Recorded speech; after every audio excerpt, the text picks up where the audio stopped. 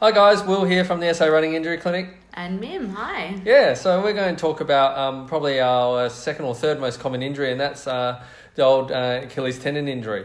So it really does affect a lot of runners, a lot of people who play sport, and Mim's going to go through the top four rehab tips for the Achilles. So. Yeah, definitely. So the first one is we want you to think about your shoes because they're really important because that's what's underneath your feet, especially when you're running. That position's really important because there's a lot more body weight going through there. So what we want you to think about is the height between the heel and the toes. So ideally you want something that's not too flat. You want the heel to be slightly higher than the toes. So an exaggerated example is if you think about high heels, that heel's sitting up a little bit higher. The idea behind this is we're just wanting to take some pressure off the back and reduce some of the strain going through the Achilles. So runners have different kinds of heights there. So the standard one's around 10 or 12 that we'd probably be looking at for something like this. The next one is the reverse of that. So you're wanting to avoid anything that's making you go walk around on barefoot or even like running on sand when you're stepping down into those bits. You're going down into that position. We've got a foot here. Yeah. Down into the position that's the opposite of the one that we want to be in there. So really making sure you're thinking about that as well. Yeah, so sorry to interrupt, Rib. So we don't want to be in that position. Okay, we want to be in, this one's quite stiff, but we want the toes pointing down. So with your shoes and also the activities that you do, the more where your toes are pointing down, that's going to be better. The ones where the toes are pointing up, like as you mentioned, the sand walking and running is pretty bad for it. And things like hills and things as well will make you go in that position too. So just have a think about the surface and the area that you're on.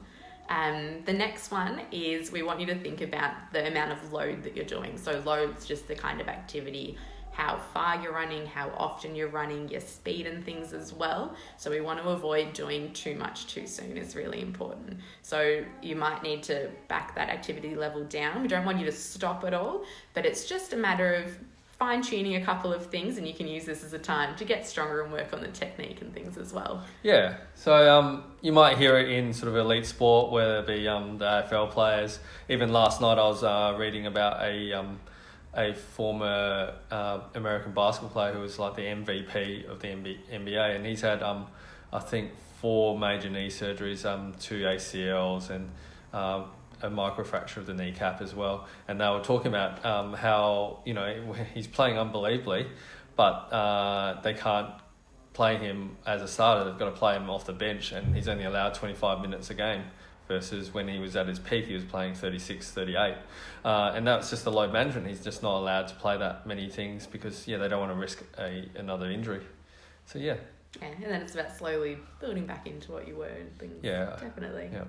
And the last one that we've got is we want to strengthen. So what we were saying, get you back up to where you were, if not stronger than what it was as well. So the goal with that is you're looking at a lot of strength training, and the key thing is you're wanting to add load, so some weights going through as well is the important thing.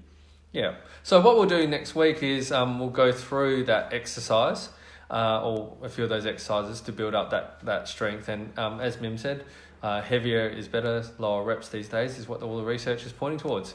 Okay, so if you've got a friend or family member who's struggling with an Achilles injury and they just can't run, they're getting up stiff in the morning or when they're warming up, it's stiff as well, don't hesitate to share this post, tag him in, and we'd love you to like it. Okay, Awesome. We'll see you next week. Bye guys. Bye.